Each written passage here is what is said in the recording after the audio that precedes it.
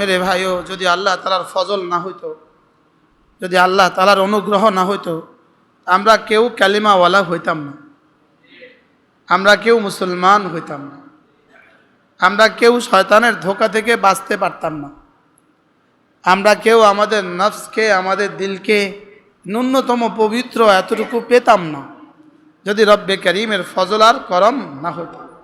ওয়ালাউলা ফদলুল্লাহি আলাইকুম ওয়া রাহমাতুহু লাত্তাবা'তুমুশ শাইতানা কাসীরা, যদি আল্লাহ তাআলার ফজল আর করম না হতো তো তোমরা অধিকাংশ মানুষ শয়তানের অনুসরণ করতে। তাহলে আল্লাহ তাআলা যে আমাদেরকে একটুখানি মসজিদমুখী করেছেন, এটা শুধুই আল্লাহ তাআলার ফজল আর আল্লাহ তাআলার করম। বলেন আল্লাহ তাআলার ফজল, আল্লাহ তাআলার করম। ওয়ালাউলা ফদলুল্লাহি আলাইকুম ওয়া রাহমাতুহু ওয়া আন্নাল্লাহা লারাউফুর রহিম। আশ্চর্য কথা হলো, আল্লাহ তাআলা বলেন যদি আমার ফজল না হইতো, এরপরে এখানে একটা শব্দ আল্লাহ তাআলা মাহজুফ রেখে দিয়েছেন, ওয়ালাউলা ফদলুল্লাহি আলাইকুম ওয়া রাহমাতুহু, যদি আল্লাহ তাআলার ফজল আর আল্লাহ তাআলার রহমত তোমাদের উপরে না হইতো। তাহলে বোঝা গেছে এখানে কিছু একটা কি আছে, উজ্জ আছে। এরপরে শব্দ আল্লাহ তাআলা বলেন ওয়া আন্নাল্লাহা লারাউফুর রহিম, নিশ্চয়ই আল্লাহ তাআলা রাউফ, আল্লাহ তাআলা রহিম। বোঝা গেছে মধ্যখানে একটা কথা কি আছে, উজ্জ আছে। এই উজ্জটা কি? এটা হলো যদি আমার রহম আর ফজল না হইতো, এক এক দিন এক এক জাররা গুনাহ করার পরে তোমরা কেউ আমার আযাব থেকে বাঁচতে পারতে না, কেউ আমার আযাব থেকে বাঁচতে পারতে না। ও আন্নাল্লাহা লারাউফুর রহিম, এই আয়াতের দ্বারা বোঝা যায় এখানে মাহজুব আছে এটা। আল্লাহ তাআলা বলেন আমি বড় রাউফ, বড় দয়ালু, আমি বড় রহিম, এই জন্য আমার ফজল আর করমেই তোমরা গুনাহ করা সত্ত্বেও আযাব থেকে বেঁচে গেছে। বিখ্যাত তাবি হযরত আতা ইবনে আবি রাবাহ তিনি বলেন, হ্যাঁ তার অনেক হাজারো মাকুলা আছে, তিনি বলেন বান্দা গুনাহ করার পরেও আল্লাহ তাআলা সঙ্গে সঙ্গে তাকে তিনটা নেয়ামত দিয়ে আচ্ছন্ন করে ফেলেন। করছে গুনাহ, আল্লাহ তাআলা তিনটা নেয়ামত দিয়ে তাকে আচ্ছাদিত করে ফেলেছেন। গাশা রব্বুহু, আল্লাহ তাআলা তাকে আচ্ছাদিত করে ফেলেছেন তিনটা রহমত দিয়া। কয়টা রহমত দিয়া? তিনটা রহমত দিয়া। এক নাম্বার হলো আল্লাহ তাআলা সঙ্গে সঙ্গে তার রিজিক বন্ধ করেন না। আচ্ছা নাফরমানি করছে তো রিজিকটা যদি বন্ধ করে দিত, ভাত যদি ঢুকতে না দিত, কি হয়, তাকে যদি পানি ঢুকতে না দিত, আল্লাহ তাআলা কত বড় ইহসান। নাফরমানি সত্ত্বেও আল্লাহ তাআলা রাত ভর নাফরমানি করে, লেকিন সকালবেলা যখন নাস্তা খেতে বসে তা আল্লাহ তাআলা খেতে দেয়। অথচ তোমার জিম্মাদারি এখান পর্যন্ত দেয়া, শুধু হাতে তুলে মুখে তুলে এই পর্যন্ত দেয়া তোমার জিম্মাদারি, আর বাকিটা পুরোটাই আল্লাহ তাআলাই করে। বাকিটা কে করে বলেন? যেটা যে অংশে পৌঁছে যাওয়ার সেটা সে অংশে কে পৌঁছায়? আল্লাহ তাআলাই পৌঁছায়, সেটা সে অংশে আল্লাহ তাআলাই পৌঁছিয়ে দেন। যদি এখান থেকে আর এটা যদি না যাইতো তো অন্য কোনো ছিদ্রপথে ডাক্তাররা অন্য ছিদ্রপথে ঢুকাবার ব্যবস্থা করে কি করে না বলেন? তাহলে ওয়ালাউলা ফদলুল্লাহি আলাইকুম ওয়া রাহমাতুহু, যদি আমার ফজল আর আমার করম তোমাদের উপরে না হইতো, একদিন গুনাহ করে তোমরা আর কেউ বাঁচতা না।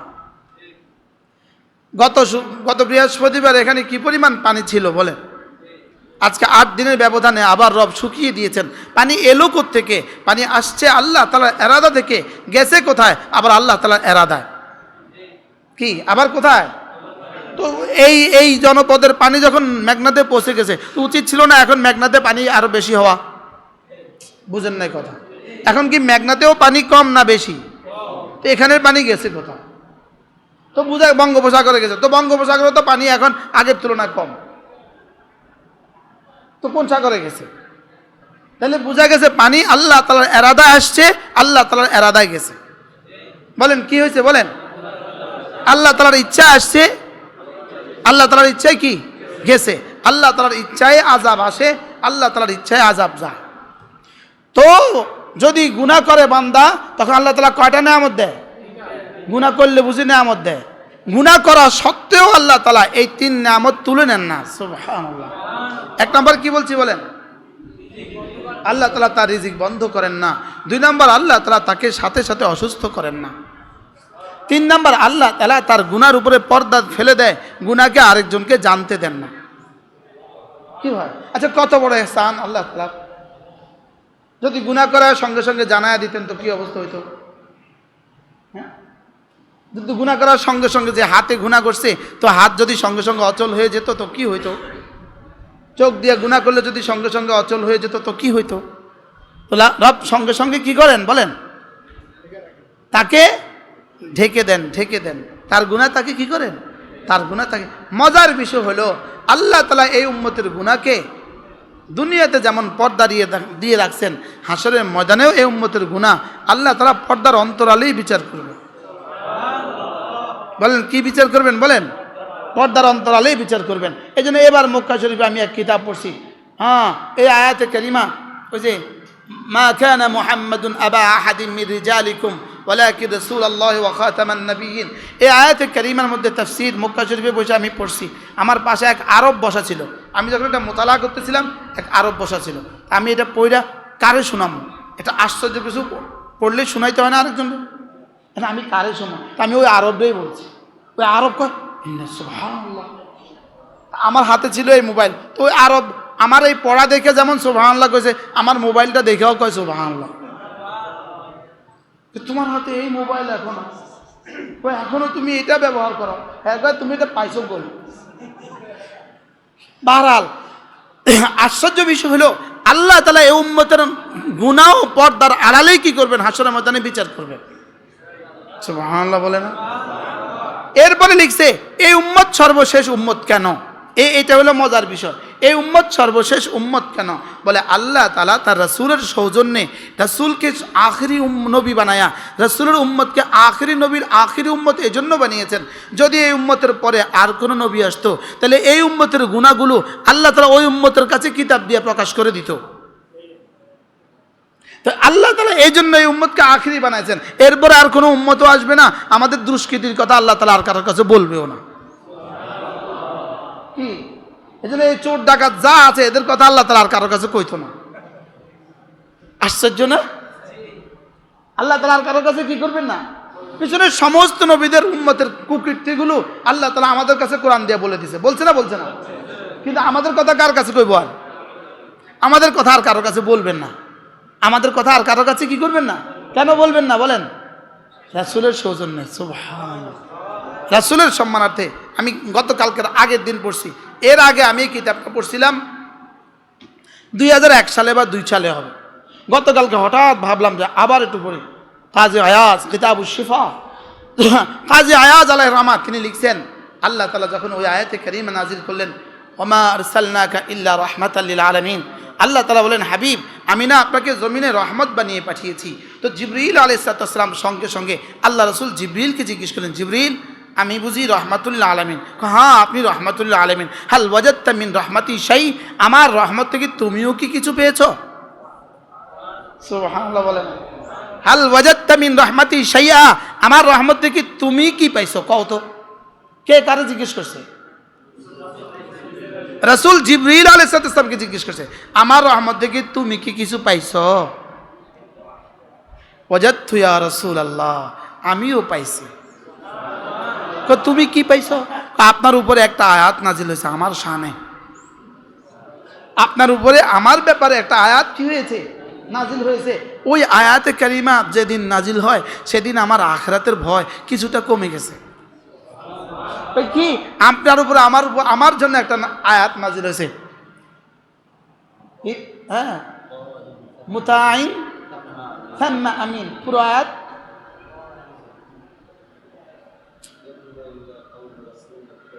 ইন হুয়া ইল্লা কাউলু রাসূলিন কারীম যী কুওয়াতিন ইনদা যিল আরশ, যী কুওয়াতিন ইনদা যিল আরশে মাকিন মুতাঈন সাম্মা আমিন।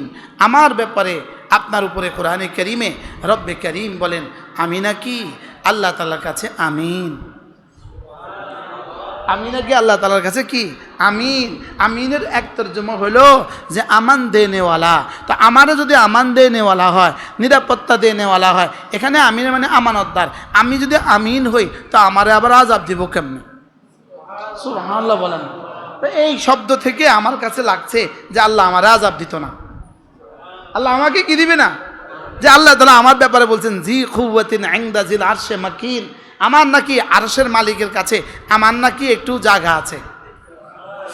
আমার নাকি আরশের মালিকের কাছে আমার একটু কি আছে, জায়গা আছে, আমার একটু সম্মানজনক অবস্থান আরশের মালিকের কাছে নাকি আছে, আমি নাকি মুতা, আমি নাকি আমিন, এই জন্য আমার কিছুটা ভয় দূর হয়ে গেছে। সুবহানাল্লাহ।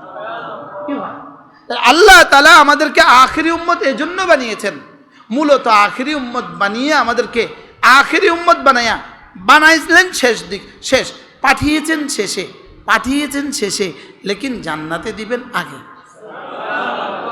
বিয়ে বাড়ি 2টা বাজে গেছে, 3টা বাজে গেছে, আপনাদের অনেক মেহমান আছে, লেকিন আপনারা খানা দেন না, কি লিগা? বর কাফেলা, বরের বাহিনী আগে আসুক। বুঝেন নাই কথা? আপনাদের দোস্ত আবাব তো অনেক চলে আসছে, লেকিন কি দেয় না বলেন? খাবার দেয় না, কি লিগা? বর যাত্রীরা আসুক, আগে তারা খেয়ে নিক, পরে আমরা খাবো। বলেননি? বলে না? তা আল্লাহ তাআলা যেন সমস্ত উম্মত তো আগে চলে গেছে, ওদের বেলায় বলেন আগে আমার রাসূল আসুক, রাসূলের উম্মত আগে আসুক, পরে তোমাদেরকে জান্নাত দিব। আগে ওদেরকে দিয়ে নেই। সুবহানাল্লাহ বলেন। আগে ওদেরকে কি করি? দিয়ে নেই। এই জন্য রাসূল বলেন আনতুমুল আউয়ালুন ওয়া আনতুমুল আখিরুন, তোমরাই শুরু, তোমরাই শেষ, তোমরাই শেষ, তোমরাই শুরু।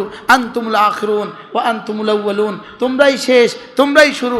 এবার সাহাবা জিজ্ঞেস করেন, ইয়া রাসূলুল্লাহ শেষ হয় কেমনে, শুরু হয় কেমনে? জমিনে আসছো সবার শেষে, জান্নাতে যাবা সবার আগে। কি হয়? আচ্ছা, কতটা দামি বানিয়েছেন আল্লাহ তাআলা আমাদেরকে।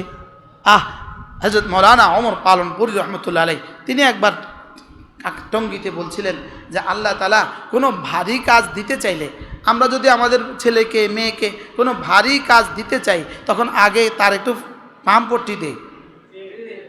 কি দেই না? কি বলি? ভালো টিচার কে হয়? ছাত্রদের সামনে কোনো কঠিন থেকে কঠিন সবক দিতে হইলে আগে তারা একটু বুঝায় নেয়, তুমি অনেক ভালো ছেলে। আমার জ্যাঠাজি, তার আব্বা, আমার আপন জ্যাঠাজি প্রাইমারি স্কুলে মাস্টারি করতেন। জ্যাঠাজির আব্বা ছিল অঙ্ক করাইতেন, তো আগে ছেলেদের, এই ছেলেরা শোনো, তোমরা অনেক ভালো, তোমরা তো সব পারো। তা আমরা তো তখনই বুঝতাম স্যারে এখানে একটা কি দিব, একটা কঠিন অঙ্ক আছে, কঠিন অঙ্ক। স্যারে কঠিন অঙ্কটা করাবার লাগে কি করতেছে? একটা সুন্দর পামপট্টি দিতেছে। তা আল্লাহ তাআলা একটা কঠিন কাজ আমাদেরকে দেওয়ার জন্য আগে হযরত পালনপুরি মতো বলেন আগে একটু পামপট্টি দিছে। কুনতুম খায়রা উম্মাহ, সুবহানাল্লাহ। এই তোমরা না অনেক ভালো, তোমরা না শ্রেষ্ঠ, তোমরা না কি, আমি যত মানুষ পাঠিয়েছি, যত দল পাঠিয়েছি, তোমরা শ্রেষ্ঠ। আমাদেরকে রব শ্রেষ্ঠ বলেছেন। সুবহানাল্লাহ। এই কাজের জন্য রব শ্রেষ্ঠ বলছে। কি গত 5 তারিখের আগে এক সপ্তাহ 30,000 কোটি টাকা বিদেশে একজনে পাচার করছে, এই কাজের লেগেই শ্রেষ্ঠ বলছে। কি একজনে কত হাজার কোটি টাকা পাচার করছে? 30,000 কোটি। আমার মোবাইলে ঢুকে না। আরেকজনে কত হাজার কোটি? 50,000 কোটি। আরেকজনে 36,000 কোটি। গতকাল বললো টোটাল এই কত বছরে পাচার হয়েছে, বাংলাদেশ থেকে বিদেশে পাচার হয়েছে 60 লক্ষ, বলেন 60 লক্ষ কোটি ডলার। 60,000 কোটি না 60 লাখ কোটি? কি বলে এসব ডাক্তাররা? এসব কি বলে? আর আমাদের আচ্ছা, যদি শুধু 30,000 কোটি টাকা বাংলাদেশে ফেরত হয় না, বাংলাদেশের প্রতিটা থানা একটা করে হাসপাতাল করে, কেমন হবে? তখন কি আর রুগী বারিন্দা থাকতে হবে? রুগী বারিন্দা থাকা লাগবে? কি প্রতিটা থানায় যদি একটা সদর হাসপাতালের মতো একটা হাসপাতাল করে, প্রতিটা থানায় 1000 বেডের একটা হাসপাতাল করে, তো এক থানায় বুঝি 1000 রুগী? হ্যাঁ, রুগী আরো বেশি না? যদি এই থানাগুলোতে একটা করে হাসপাতাল করে, তাহলে তত্ত্বাবধায়ক সরকার যদি এদের টাকাগুলো তুলে নিয়ে এসে যদি প্রতিটা থানা একটা করে হাসপাতাল করে, কেমন হবে? প্রতিটা থানা যদি একটা দাওরা হাদিস মাদ্রাসা করে, এবার যে ভালো হবে আসতে কইতেছেন। আচ্ছা, কেমন হবে? এদের টাকাগুলো ফেরত এনে যদি প্রতিটা থানার প্রতিটা মসজিদের বেতন কিয়ামত পর্যন্ত পরিশোধ করে দেয়, কেমন হবে? কি ভাই? বাহরহাল, এজন্য আমরা খায়রে উম্মত না, এজন্য আমরা শ্রেষ্ঠ না। আমাদেরকে এই জন্য পাঠানো হয় নাই, আমাদেরকে কিছু কাজ দিয়া পাঠাইছে। কি দিয়া? তা'মুরুনা বিল মারুফ ওয়া তানহাউনা আনিল মুনকার, তোমরা না সৎ কাজের আদেশ দিবা, তোমরা না অসৎ কাজের নিষেধ করবে। আর এই কঠিন কাজটা করার জন্য আল্লাহ তাআলা এতটা সুন্দর করে কুনতুম খায়রা উম্মাহ, কুনতুম খায়রা উম্মাহ উখরিজাত লিন-নাস, তোমরা না শ্রেষ্ঠ, তোমাকে তোমার নিজের জন্য পাঠানো হয় নাই, নিজের জন্য বানানো হয় নাই, তোমাকে আমি বানিয়েছি উম্মতের জন্য। সুবহানাল্লাহ।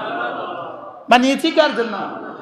তুমি অমুকের বাবা, এটা তোমার শেষ পরিচয় নয়। তুমি অমুকের ছেলে, এটা তোমার শেষ পরিচয় নয়। তোমার প্রথম পরিচয় তুমি খায়রু উম্মাহ, তুমি শ্রেষ্ঠ উম্মত। সুবহানাল্লাহ। বলেন তুমি শ্রেষ্ঠ নবীর শ্রেষ্ঠ উম্মত। বলেন, আবার বলেন, তুমি শ্রেষ্ঠ নবীর শ্রেষ্ঠ উম্মত। তোমাকে বানিয়েছি কেন?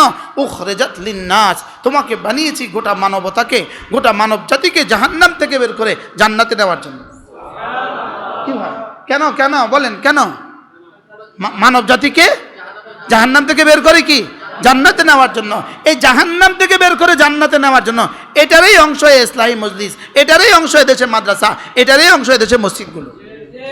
কি তাহলে মাদ্রাসা কিসের অংশ বলেন?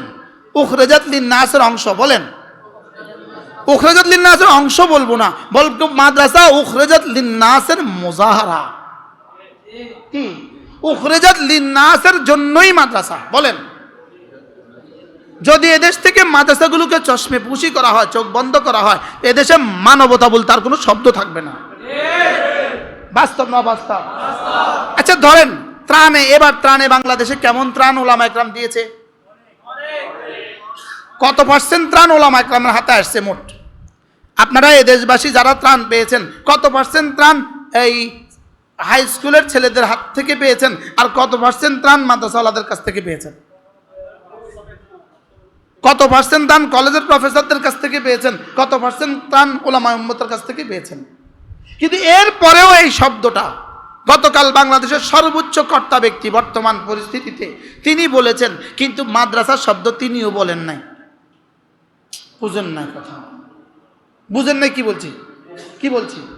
তিনি বলছেন এদেশের বন্যা দুর্গতদের জন্য এদেশের স্কুল, এদেশের কলেজ, এদেশের ডাক্তার, এদেশের সর্বশ্রেণী যেভাবে দান করেছে, যেভাবে তারা ত্রাণের মোকাবেলা ত্রাণ দিয়েছে, আমরা এর জন্য কৃতজ্ঞ, আমরা গর্বিত। কিন্তু এই শব্দটা তিনি পাশাপাশি বলেন নাই এদেশের মাদ্রাসাগুলো যা করেছে আমরা গর্বিত।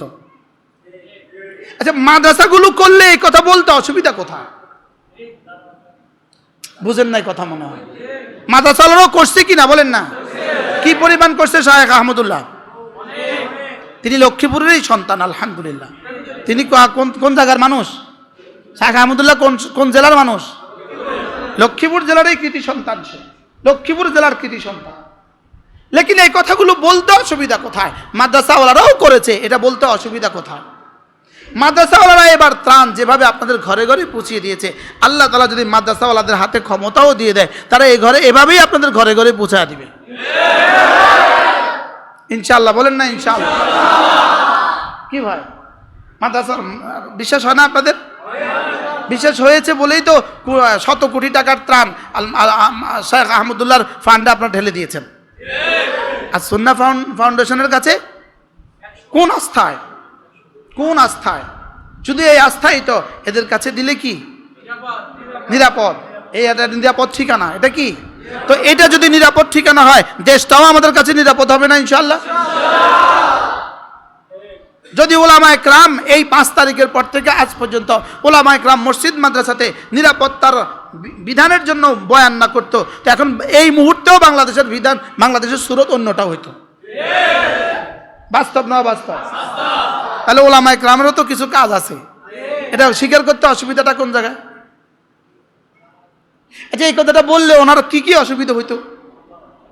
স্কুল কলেজ সব প্রতিষ্ঠানগুলো যেভাবে বন্যা দুর্গতদের পাশে দাঁড়িয়েছে, আমরা এই জন্য গর্বিত। তো এটা যদি বলতো মাদ্রাসাওয়ালারাও যেভাবে দাঁড়িয়েছে, আলেম ওলামারা বলে ত্রাণের হাজার হাজার ট্রাক দেখছি, শুধু আলেম ওলামারা। বাস্তব না বাস্তব বলেন? ঢাকা থেকে ফেনী পর্যন্ত ত্রাণের ট্রাকের যে হাজার, লক্ষ্মীপুর থেকে ইসলামী আন্দোলন চরমোনাই আজকে বলল তারা, ঠিক সংখ্যাটা আমার মনে নেই, 100 ট্রাকের বেশি মাল শুধু লক্ষ্মীপুর থেকে ফেনী পাঠিয়েছে। সুবহানাল্লাহ বলেন কি ভাই? কিন্তু বলার সময় মাদ্রাসা বলতে অসুবিধা। এটা কি? এটা কোন বৈষম্য? এটা আমার বুঝে ধরে না। এখন না বৈষম্য বিরোধী কথা চলতেছে। কি চলতেছে বলেন? এখন না বৈষম্য বিরোধী আন্দোলন। বারহাল কথা দূরে চলে যাবে, বলে ফেললাম। আল্লাহ তাআলা যেন আমাদের সবাইকে শুভ বুদ্ধির উদয় করে দেন ইনশাআল্লাহ। যাদের হাতে এবার ত্রাণ নিরাপদ ছিল, এদের হাতে এই দেশটাও নিরাপদ থাকবে। একবার দিয়েই দেখেন না ইনশাআল্লাহ। ভোটের সময় কি বলবেন জানেন? আপনারা ভোটের সময় কি শব্দটা বলবেন? আনতেও পারবে না, দিতেও পারবে না। শব্দ কি বলবে কন? আচ্ছা, একজনে 100 কোটি টাকা আনলো, 5 কোটি টাকা দিল, তো এটা কি দেওয়া হলো না চুরি ডাকাতি হলো? আর একজনে 5 কোটি আনলো, 5 কোটি পুরা দিয়ে দিল, এবার কি দেওয়া হলো না ডাকাতি হলো? কি হয়? আমাদের হাতে তুলে দিলে আমরা যদি অল্পই আনি, অল্পটাই আপনাদের ঘরে পৌঁছিয়ে দিব আল্লাহ। কেউ নিয়ে আবার বিরোধিতা শুরু করে, মনে হয় কোনো একটা আশা ভরসা আছে। কি ভাই, আল্লাহ তার এই জমিনকে চামচিকের হাতে আর কত বছর দিয়ে দিবেন? আপনার ঘরে আপনি তেলা পোকার জন্য কয় বছর ছেড়ে দিবেন? আর কথা বলেন, তেলা পোকার লেগে আপনার ঘরটাকে, আপনি এত সুন্দর ঘর করছেন তেলা পোকার লেগে, এত সুন্দর ঘর করছেন চামচিকের লেগা, এত সুন্দর ঘর করছেন আপনি কি বলে উই পোকার লেগা, নাকি শেষে একটা ঝাড়ু লন? এটা ঝাড়ু লন কিনা শেষ পর্যন্ত? তা আল্লাহ তাআলা এই কায়নাত বানিয়েছে বুঝি তেল্লা চোরার লেগা? কি এটা পাক করার রব শুরু করে দিয়েছেন। এটা পাক করা শুরু করে দিয়েছেন, বুঝেন নাই কথা? এটা পাক করা কি করছেন? শুরু করে বুঝা গেছে ইনশাআল্লাহ। আগামী বাংলাদেশ ওলামাদের বাংলাদেশ ইনশাআল্লাহ। ভোটের সময় কি বলবেন? আনতেও পারতো না, খাওয়াইতে পারতো না, কি শুধু বলবেন হ্যাঁ ভোট দিব, এরা চুরি করবে না। এবার ইনশাআল্লাহ কয় না, কি বলবেন বলেন? কমপক্ষে এরা কি করবে না? কমপক্ষে এরা চুরি করবে না।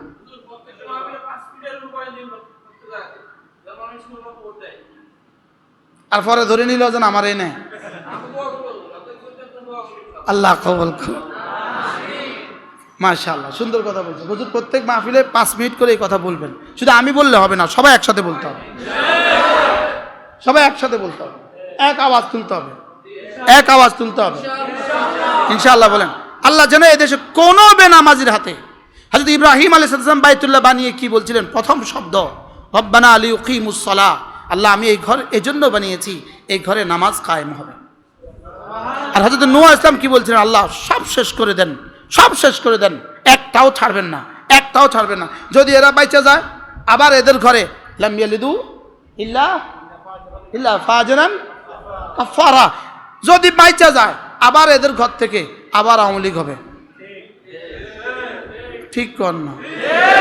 আবার চোর হবে, আবার ডাকাত হবে, চোর হবে আর ডাকাত আবার হবে।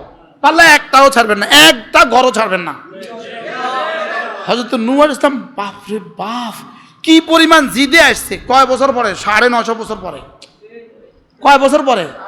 950 বছর দাওয়াত দিতে ক্লান্ত হইয়া শেষ পর্যন্ত বলে আল্লাহ সকালেও ডাকছি, দুপুরেও ডাকছি, বিকালেও ডাকছি, এরা শুনে নাই। আমি শুধু দাওয়াত দিতে থাকছি আর এরা কানে আঙ্গুল দিছে। আল্লাহ এরা শুনে নাই, এদের শুধু ফেসকে বুঝুরি।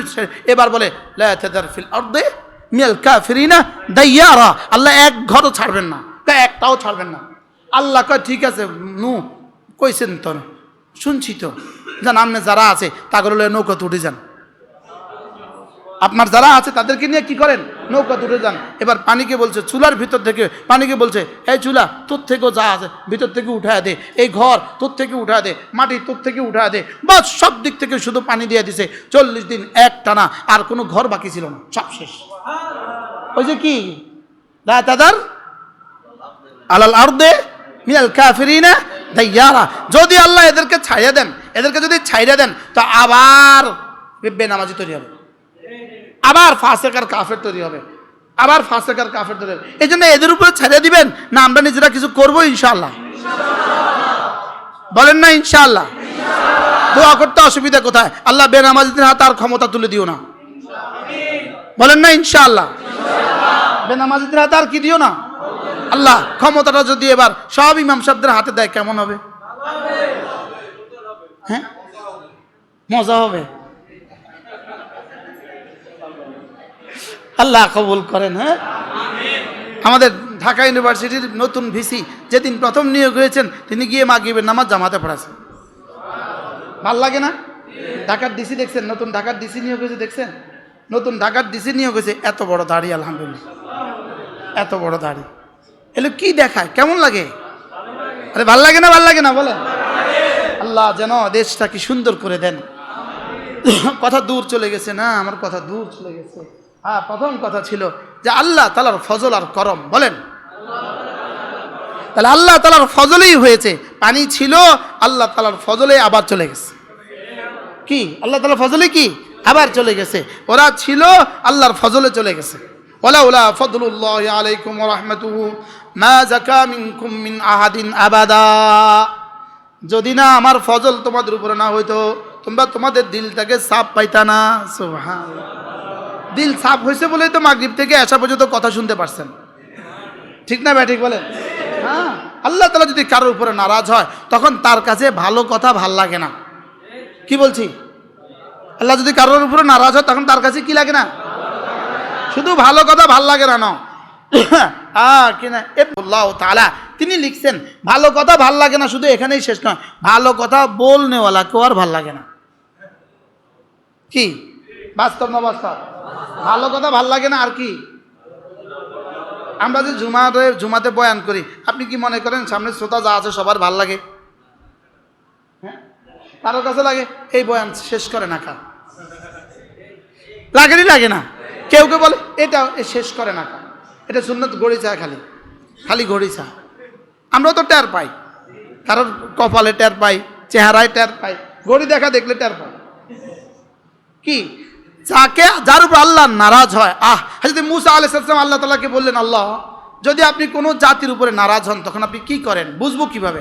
আল্লাহ তাআলা বলেন কোনো জাতির উপরে আমি নারাজ হলে তিনটা কাজ করি। এক নাম্বার, সময় মতো বৃষ্টি দেই না। বাস্তব না বাস্তব? মিলছে তো? দুই নাম্বার, বখিলের হাতে মাল তুলে দেই। কার হাতে?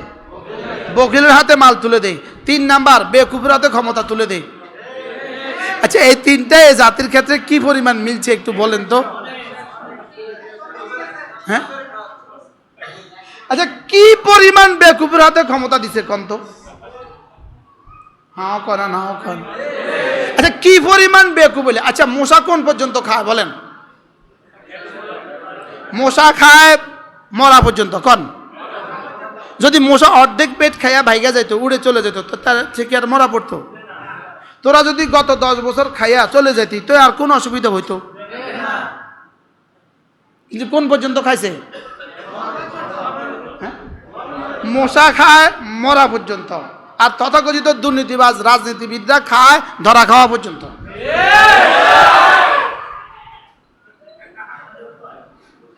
একটু আগেই চলে যেতি, কন না এটা আগেই তুমি চলে যেতা, কিন্তু কন না যদি আগে চলে যায়, এক সপ্তাহ আগে চলে যায়, এক সপ্তাহের মধ্যে তো বাংলাদেশ ব্যাংক থেকে আরো কিছু নেওয়া যাইব। তো কোন পর্যন্ত খাইছে? মশা কোন পর্যন্ত খায়? মশা খায় মরা পর্যন্ত, এরা খাইছে ধরা খাওয়া পর্যন্ত। এরপরে ইঁদুর দেখেন, ইঁদুর যেই পরিমাণ খাবার তার গর্তের মধ্যে জমা করছে, এই পরিমাণ খাবার কিয়ামত পর্যন্ত খাইলেও শেষ হইতো না। কিন্তু সে আবার নতুন করে খানা ওইটা রাইখা নতুন করে আইসা ওই খাঁচার ভিতরে এই কি একটা লেগা, নারিকেলের টুকরা একটা লেগা খাঁচার ভিতরে ঢুকে গেছে। তাহলে ইঁদুরের খাঁচার ভিতরে খানা খাইছে কোন পর্যন্ত বলেন? মরা পর্যন্ত। কোন পর্যন্ত বলেন? এরা খাইছে কোন পর্যন্ত? এরা আর ইঁদুরের সাথে মিলেছে, মশার সাথে কি আছে বলেন? মশা রক্ত খাইয়া টই টুম্বুর হয়ে এখানে বসে আছে, আর উঠতে পারে না। তো যে কেউ আস্তে করে টিস্যুটা নিয়ে আস্তে করে। বাস্তব না বাস্তব বলেন? এই গত নির্বাচনের তারিখটা কবে ছিল কার মনে আছে? এই 7 জানুয়ারি নির্বাচন ছিল। 7ই জানুয়ারি 2024, তাহলে ফেব্রুয়ারি, মার্চ, এপ্রিল, মে, জুন, জুলাই, আগস্ট, আর কয় মাস? 7 মাস। তো যদি 7 মাস আগে, 7ই জানুয়ারির আগে যদি কইতো এবার তোরা খা, আমরা এবার যাই, তো বাঁচে যাইতো কিনা বলেন? কিন্তু এ পর্যন্ত খাইলো কেন বলেন? মশা যে, আর কেন? ইঁদুর যে, বুঝছে না? হ্যাঁ, তেলা পোকা, মশা, ইঁদুর, এই জন্য যারা এভাবে খায় এরা হলো মশার মতো। এরা কিসের মতো? কি পরিমাণ খাইছে এক একজন, আপনি বলেন? কি পরিমাণ লুণ্ঠন করছে জাতিকে কি পরিমাণ ডাকাতি করছে জাতির। ওই একজনের টাকা পত্রিকা দেখে আমি একজনের টাকা আমার মোবাইলে ঢুকাইতে চাইছিলাম, মোবাইলে কতক্ষণ পরে আমার কাছে আর জায়গা নাই। আপনি ঢুকান না, ঢুকাইলেই কইব আমার কাছে আর জায়গা নাই, এটা আর ঢুকে না, আমার কাছে আর সংখ্যা নাই। ওই কোম্পানি আমারে বানাবার সময় এত সংখ্যা যে তোদের কাছে লাগবে এটা বুঝে নাই। আপনি এক একজনের টাকা কম্পিউটারে দিলে কইব, কম্পিউটারে কইব আমার কাছে আর জায়গা নাই। বাস্তব না বাস্তব? আল্লাহ আমাদেরকে হেফাজত করেন। ওয়ালাউলা ফাদলুল্লাহি আলাইকুম ওয়া রাহমাতুহু মা যাকা মিনকুম মিন আহাদিন আবাদা। যদি আল্লাহ তাআলার ফজল আর করম তোমাদের উপরে না হইতো তো তোমাদের দিলটা তোমরা পবিত্র পাইতা না। আমরা যে একটুখানি পবিত্র পাইতেছি, জাতির টাকাকে নিজের টাকা মনে করি না। কি বলছি বলেন? জাতির টাকাকে কি মনে করি না? নিজের টাকা মনে করি না। এটা আল্লাহ তাআলার ইহসান। আল্লাহ তাআলার কি? আল্লাহ তাআলার ফজল ও করম, এটা আল্লাহ তাআলার ইহসান। এটা আল্লাহ তাআলার কি? ইহসান। এজন্য প্রথম শব্দ আমি ছিলাম যে আল্লাহ তাআলার ফজল আর করম কেমনে কইতাম, কত কথা কইতাম। এজন্য ফাইদা কুদিয়াতিস সালাতু ফান্তাশিরু ফিল আরদ ওয়াবতাগু মিন ফাদলিল্লাহ। নামাজ শেষে যখন বের হবা, বের কেন হবা? নামাজ শেষে বের কেন হবা? হ্যাঁ, যদি আল্লাহর এই ফয়সালা না থাকতো তাহলে আমরা মসজিদ থেকে আর বের হইতাম না। লেকিন আল্লাহ তাআলা বলেন নামাজ শেষে যখন বের হবা, বের হয়ে কি করবা? ওয়াবতাগু মিন ফাদলিল্লাহ। নামাজ শেষে বের হইতে আল্লাহর ফজল তালাশ করো। সুবহানাল্লাহ। বের হয়ে কি তালাশ করো? আল্লাহ তাআলার ফজল তালাশ করো। এই জন্য আল্লাহর ফজলের জন্যই আমরা নামাজ থেকে, মসজিদ থেকে বের হই। তা আল্লাহ তাআলা বলেন আমার ফজল তো তালাশ করবা। এবার রাসূল বলেন তাহলে তুমি না এবার দোয়াটা পড়তে ভুলে যেও না, আল্লাহুম্মা ইন্নী আসআলুকা মিন ফাদলিক। সুবহানাল্লাহ। তাহলে আল্লাহুম্মা ইন্নী আসআলুকা। মাওলানা হাফেজ মুখলেস সাহেব যখন বয়ান করছিলেন তখন আমার দিলে আসতেছিল অনেক কথা। ওনার বয়ানের সাথে সাথে মিলে আমার খালি কথা আইতেছিল। মুয়াত্তা মালিক, ইমাম মালিক রহমাতুল্লাহ লিখছেন আল্লাহ রাসূল যেখানে যে দোয়া শিখিয়েছেন, এই দোয়া ওখানে ওই দোয়া জিবরিল রাসূলকে শিখিয়েছেন। জিবরিল রাসূলকে কি করছেন? আমাদের হযরত মাওলানা জুলফিকার আলী নকশবন্দি দামাত বারাকাতুহু তিনি বলেন কোন মানুষের আকলে এই দোয়াগুলো পড়া আসতো না। বুঝেন নাই কথা? এখানে কেন রাসূল বললেন ইন্নী আসআলুকা মিন ফাদলিক? যেহেতু আল্লাহ তাআলা বলেন ওয়াবতাগু মিন ফাদলিল্লাহ, নামাজ শেষে জমিনে চলে যাও, ওখানে গিয়ে রিজিক তালাশ করো। এজন্য রাসূল বলেন মসজিদ থেকে বের হওয়ার সময় এই দোয়াটা করে যাবা, আল্লাহুম্মা ইন্নী আসআলুকা মিন ফাদলিক। আল্লাহ আমি রিজিক তালাশের জন্য বের হচ্ছি, আপনি না রিজিক তালাশের জন্য বের হচ্ছি, আপনি রিজিকের দুয়ার খুলে দেন। সুবহানাল্লাহ। কি ভাই আজীব না? এই জন্য দোয়া যেখানে যেটা রাসূল শিখিয়েছেন এটা জিবরিল রাসূলকে শিখিয়েছেন। এটা রাসূলের শব্দগুলো রাসূলের, লেকিন কলিজা ঢেলেছেন কে? আল্লাহ তাআলা জিবরিলকে দিয়ে ঢেলেছেন। সুবহানাল্লাহ।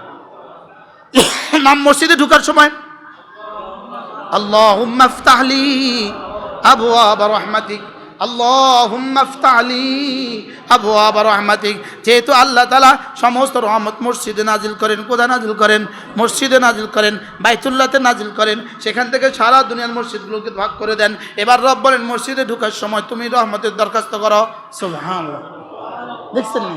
আল্লাহুম্মা ইন্নী আসআলুকা মিন ফাদলিক। এই জন্য হুজুর যে দোয়া শিখেছে ঘরে ঢোকার সময় বিসমিল্লাহি ওয়ালাজনা খায়রাল মা ওয়ালিজ, এই সবগুলো দোয়া রাসূলের শিখানো দোয়া, এগুলো জিবরিলের শিখানো দোয়া। সুবহানাল্লাহ। আর জিবরিল শিখান নাই আল্লাহ তাআলা দেওয়া ছাড়া। তার মানুষের আকল রাসাই হইতো না, এই পর্যন্ত পৌঁছতো না যদি না আল্লাহ না শিখাতো। যদি না আল্লাহ কি করতো? এই জন্য এই দোয়াগুলোর ইহতেমাম করা, মসজিদে ঢুকার দোয়া, মসজিদ থেকে বের হওয়ার দোয়া, এগুলো কোথায় শেখানো হয় বলেন? জোরে বলেন কোথায়? আরে আরো শর্ট করেন, নুরানি মাদ্রাসায়। মাদ্রাসা কোন মাদ্রাসা? নুরানি মাদ্রাসা, কওমি মাদ্রাসা। এই দোয়াগুলো কি করানো হয়? শিখানো হয়। প্রত্যেকে নিয়ত করেন, আমি তো আমার ছেলে মেয়েকে পড়াবো ইনশাআল্লাহ। বলেন ইনশাআল্লাহ। আমি আমার ছেলে মেয়েকে কি করব? আমি আমার ছেলে মেয়েকে দিন শিখাবো, আমি আমার ছেলে মেয়েকে দিন শিখাবো। প্রত্যেকে নিয়ত করেন, প্রত্যেকে নিয়ত করেন, প্রত্যেকে নিয়ত করেন, বলেন না ইনশাআল্লাহ। আমি আমার ছেলে মেয়েকে কি করব? দিন শিখাবো। মৌলানা একটু আগে বলছেন আল্লাহ রাস্তায় কেউ দান করে ঠকে না, আল্লাহর জন্য ছেলে মেয়েকে মাদ্রাসা দিলে কেউ ঠকে না। কি বলছি বলেন? ছেলে মেয়েকে মাদ্রাসা দিলে কি করবে না বলেন? দান করলে যেমন ঠকে না, ছেলে মেয়েকে মাদ্রাসা দিলেও কি? তো আপনি বিশ্বাস না হলে দিয়েই দেখেন। কি বলছি? বিশ্বাস না হলে কি? দিয়েই দেখেন। আপনি দিয়েই দেখেন, ছেলে মেয়েকে মাদ্রাসা দিলে কি করবেন না বলেন? ঠকবেন না ইনশাল্লাহ। আমার নানাজি বলতেন ঠেকবো না, ঠকবো না। বলবো ও কি বলতেন? হ্যাঁ, ঠেকতেন না আর ঠকবেন না, ঠেকবেনও না ইনশাল্লাহ। এই পারে ঠকা হবে না, ওই পারে ঠেকা হবে না। দিব তো ইনশাল্লাহ মাদ্রাসা। আল্লাহ তাআলা আমাদের সকলকে তৌফিক দান করেন, আল্লাহর দিন মতো চলা সহজ করে দেন। আল্লাহ তাআলা জিকিরের মতো একটা জিহ্বা দান করেন, ফিকিরের মতো একটা দিল দান করেন, কান্নার মতো দু চোখ দান করেন, আল্লাহ রাস্তায় খরচ করার মতো একটা মাল দান করেন। আলহামদুলিল্লাহ আমরা আমাদের এখানে লক্ষ্মীপুর তাজুল উলুম মাদ্রাসা, আলহামদুলিল্লাহ আমরা এখানে একটা মসজিদের পরিকল্পনা করেছি। পেছনের যে জায়গাটা 35 শতকের উপরে আমাদের মসজিদটা শুরু হবে ইনশাআল্লাহ। আজকেও আমাদের ঢাকা থেকে ইঞ্জিনিয়ার আসছে, ফাইলিং করা লাগবে, ফাইলিং, পুরো ফাইলিং করা লাগবে। ফাইলিংয়ের উপরে আলহামদুলিল্লাহ আমরা এখন নতুন সিদ্ধান্ত নিয়েছি। এবার পানি আমাদেরকে সবক দিছে। আমরা বিশ্ব রোড থেকে মূল রাস্তা থেকে আমরা ওয়াটার লেভেল ধরে ইনশাআল্লাহ এখানে মূল রাস্তা থেকে 5 ফিট উপরে প্রথম ফ্লোর হবে। মূল রাস্তা থেকে, ঢাকা চিটাগংয়ের মূল রাস্তা থেকে, রায়পুর চিটাগংয়ের মূল রাস্তা থেকে 5 ফিট উপরে ইনশাআল্লাহ আমরা প্রথম ফ্লোর দিব। প্রথম ফ্লোরের উপরে এই ভিটির উপরে আমরা আমাদের বাথরুম, গোসলখানা সব করব। এটা 10 ফিট হবে। এরপরে দোতলা থেকে 5 তলা পর্যন্ত মসজিদ হবে। ইতিহাস হবে, ইতিহাস ইনশাআল্লাহ। কি হবে? আলহামদুলিল্লাহ আমাদের প্ল্যান তৈরি হয়ে যাচ্ছে আমাদের জন্য। আমাদের আজকে ইঞ্জিনিয়ার আছে, এখনও আছে, আমাদের ফাইলিংয়ের বিষয়টা কথাবার্তা চলতেছে। আল্লাহ তাআলা শুধু ফাইলিং আর মসজিদের নিচে প্রায় 1.5 কোটি টাকা খরচ হবে ইনশাআল্লাহ। একজনে দিবে বলছে ডাক্তার সাহেব, আপনি ডরাইয়েন না, একজনে দিব কইছে ডাক্তার সাহেব। আবার ডরা, আমি তাকাইছি আর কোনো ডরায় না আলহামদুলিল্লাহ। 8 মাস ছিল আয়না ঘরে, 8 মাস। কয় মাস ছিল? 8টা মাস, 8টা মাস ছিল আয়না ঘরে। ওই একদিন 80 বছরের আবাদতের চেয়েও বেশি দামি। 80 বছরের আবাদত করলে এই আবাদত হবে না, ওই একদিনে যে পরিমাণ আবাদত করছে। 8 মাস ছিল, 8 মাস না, পুরো 8 মাস ছিল আয়না ঘরে। পৃথিবীর কেউ জানতো না কোথায় আছে। আর পৃথিবীর কি নির্মমতা ছিল আল্লাহ ছাড়া কেউ জানতাম না যে আল্লাহ তাআলা আবার দেখা করাবে। আল্লাহ তাআলা আবার দেখা করাবে। বাকি মজার বিষয় হলো উনি যে ভবনে, আমিও সেই ভবনে ছিলাম, এট এ টাইম ছিলাম। কিন্তু কেউ কি আর কারোর কথা জানে? কেউ কারোর কথা তো জানে না। উনি যেই ভবনে ছিল, ওনার সময়ে আমিও ওই ভবনে ছিলাম, আমারে নিয়ে ওই ভবনে উঠেছে। ওনারা ইশারা ইঙ্গিতে কইছে আজকে একজন মেহমান আইছে। ওনারা ইশারা ইঙ্গিতে বুঝাইছে মেহমান, আপনাকে দেশের মেহমান একজন আইছে আজকে। আল্লাহ তাআলা ওনাকেও সবর ও তাকওয়া দান করেন, সকলে বলেন আমিন। আল্লাহ তাআলা মওত পর্যন্ত ইনশাআল্লাহ এর পুরস্কার হাসরের ময়দানে যখন দেখবে তখন বলবে আল্লাহ যদি জানতাম তাহলে তো 16 মাস থাকতাম। কি আল্লাহ তাআলা ডাক্তার সাহেবের হায়াতের মধ্যে বরকত দান করেন। আর কখনো বলতেও পারি নাই, সাহসে আজকে বলে ফেলছি। আল্লাহ তাআলা ওনাকে সুস্থতার জীবন দান করেন। আমরা এই মসজিদে আলহামদুলিল্লাহ ফাইলিংয়ে আমাদের 1.5 কোটি টাকা খরচ হবে। ফাইলিংয়ে কত? 1.5 কোটি টাকা খরচ হবে। আমার বিশ্বাস আমার রব দিবেন ইনশাআল্লাহ। ইনশাআল্লাহ বলেন ইনশাআল্লাহ। আমার রব দিবেন ইনশাআল্লাহ, দিবেন। আমার রব দিবেন ইনশাআল্লাহ, আমার বিশ্বাস। গত পরশু একজন হংকং থেকে আমাকে ফোন দিয়েছে। আমি প্রথম বললাম যে আমার মসজিদ শুরু করতে যাচ্ছি, আলহামদুলিল্লাহ তিনি সঙ্গে সঙ্গে 1.5 লাখ টাকা পাঠিয়ে দিয়েছেন। তা আমার 150 মানুষ হইলেই তো হয়, কি হয়, এরকম 150 হইলেই তো হয়ে যাবে আলহামদুলিল্লাহ। হ্যাঁ, এভাবেই ইনশাল্লাহ একজনে পাঠাবে। কে দিবে? একজন দিবে ইনশাল্লাহ। প্রত্যেকে নিয়ত করেন এই মসজিদে শরীক হবেন ইনশাআল্লাহ, বলেন ইনশাআল্লাহ। এটা লক্ষ্মীপুর জেলার সবচেয়ে বড় মসজিদ হবে ইনশাআল্লাহ, এবং সবচেয়ে মজবুত মসজিদ হবে, সবচেয়ে সুন্দর মসজিদ হবে ইনশাআল্লাহ, বলেন ইনশাআল্লাহ। এই মসজিদ যেন দাওয়াত, তালিম, তাবলীগ ও তাজকিয়ার জিকিরের মার্কাজ হবে ইনশাআল্লাহ, বলেন ইনশাআল্লাহ। আল্লাহ তাআলা কবুল করেন। কেন আল্লাহ তাআলা এখানে বরাদ্দ দিলেন? আল্লাহ তাআলা এক হিন্দু বাড়িকে, ওখানে আলহামদুলিল্লাহ এই বাড়িটা দলিল হয়ে গেছে আলহামদুলিল্লাহ, ওরা আলহামদুলিল্লাহ স্বেচ্ছায় আমাদের কাছে এই বাড়ি বিক্রি করেছে। পুরো টাকা 89 লক্ষ টাকা আমরা তাদেরকে দান করছি। আমরা প্রদান করছি কত টাকা? দান করার প্রদান করা ভিন্ন কথা। আমরা তাদেরকে 89 লক্ষ টাকা পরিশোধ করছি। এরপর আলহামদুলিল্লাহ এই জায়গা দলিল হয়ে গেছে। এখন আলহামদুলিল্লাহ মসজিদের কাজ শুরু হবে। এটা হিন্দু বাড়ির মধ্যে রব মসজিদ করবে। রব কত বড় বলেন, রব কত বড়? হ্যাঁ, সীমাহীন বড়। এই সবাই শরীক হবেন তো ইনশাআল্লাহ? পৃথিবীর যেখান থেকে দেখছেন সেখান থেকে ইনশাআল্লাহ শরীক হবেন। এই মসজিদ শুধু এক নিচক মসজিদ নয় ইনশাআল্লাহ, এটা আমাদের স্বপ্ন, এটা অনেক কিছু হবে ইনশাআল্লাহ। ইনশাআল্লাহ এটা জিকিরের মার্কাজ হবে, এটা দাওয়াতের মার্কাজ হবে, এটা তালিমের মার্কাজ হবে, এটা তাজকিয়ার মার্কাজ হবে ইনশাআল্লাহ।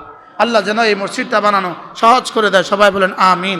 প্রত্যেকে মনে মনে নিয়ত করেন, প্রত্যেকে মনে মনে নিয়ত করেন। খাতাত লিখতাম না, মনে মনে নিয়ত করবেন। হুজুর আপনি কাজ ধরেন, ইনশাআল্লাহ আমি শরীক হব। নিয়ত করেন না ইনশাআল্লাহ? তাহলে নিয়তের আল্লাহর দেখান তো ইনশাআল্লাহ। নিয়ত পাক্কা ইনশাআল্লাহ। আল্লাহ তৌফিক দান করেন। হাতটা তুলে ফেলছেন। হ্যাঁ, আপনি একটু কন না, দুনিয়াবাসী একটু দেখুক যে আমি এই কাজটা করবো, কন তো। হ্যাঁ, শুধু প্ল্যানের লাগবে 6 লাখ। প্ল্যানের, আচ্ছা মাশাআল্লাহ। এরপরে ফাইলিং। ইঞ্জিনিয়ার সাহেব বলো না যে একজনে দিব কইছে, জানে প্ল্যানটা রেডি করতে 6 লাখ টাকা লাগবে, বুঝছেন? প্ল্যান রেডি করতে কয় লাখ টাকা লাগবে? 6 লাখ ইনশাআল্লাহ। একজনে দিবে বলছে, সব হয়ে যাবে ইনশাআল্লাহ। দেখতে দেখতে ইনশাআল্লাহ দেখবেন আমরা ওই মসজিদে জিকির করতেছি ইনশাআল্লাহ, ইনশাআল্লাহ। আল্লাহ তাআলা সুযোগ আছে। ইসমাইল সাহেব, হাজী ইসমাইল সাহেব, সুযোগ আছে ইনশাআল্লাহ। করার সুযোগও নাই। সুমন সাহেব বলেন, হাজী ইব্রাহিম সাহেব বলেন, ইনশাআল্লাহ সুযোগ আছে না ইনশাআল্লাহ? আরো সাথীরা বলেন, ভাই বলেন ইনশাআল্লাহ আরো সুযোগ আছে না ইনশাআল্লাহ? আমার ডাক্তার সাহেব পরে বলবো ইনশাআল্লাহ। আমি ইনশাআল্লাহ পরে করবেন না, নগদ করবেন ইনশাআল্লাহ। এখন বলবে তো পরে। আসলে মূলত মানুষ কাজ শুরু করলেই টাকা দেয়। আমরা কাজ শুরু হবে ইনশাআল্লাহ। কাজ শুরু হওয়ার পরে চোখে দেখবেন ইনশাআল্লাহ। এরপরে নিজের সাধ্য মতো নিজে আল্লাহর জন্য রেখে দিবেন, নিজের জন্য নিজে আমানত রেখে দিবেন ইনশাআল্লাহ। আল্লাহ তাআলা যেন, দোয়া করতে কোনো অসুবিধা আছে? যে আল্লাহ এই মসজিদটার কাজ সম্পন্ন করে দাও। হুসনে ইফতেতাহ, হুসনে ইন্তেজাম, হুসনে ইফতেতাম। যে আল্লাহ এটা শুরু করা সহজ করে দাও, করাটা সহজ করে দাও, শেষ করাটা সহজ। মাশাআল্লাহ। এখানে কত হাজী সাহেব আজকেই শরীক হয়েছে 10,000 টাকা দিয়ে। আল্লাহ তাআলা কবুল ফরমান। আল্লাহ তাআলা জানে মালের মধ্যে বরকত দিয়ে দেন। মাশাআল্লাহ। নগদ একটু শরীক হন তো সবাই ইনশাআল্লাহ, নগদ শরীক হন। আল্লাহ তাআলা এই তাজুল উলুমের এই মসজিদকে আল্লাহ তাআলা সারা পৃথিবীর শ্রেষ্ঠ মসজিদ বানিয়ে দেন। বলেন না আমিন? আপনাকে আমিন কইতে ডর লাগে।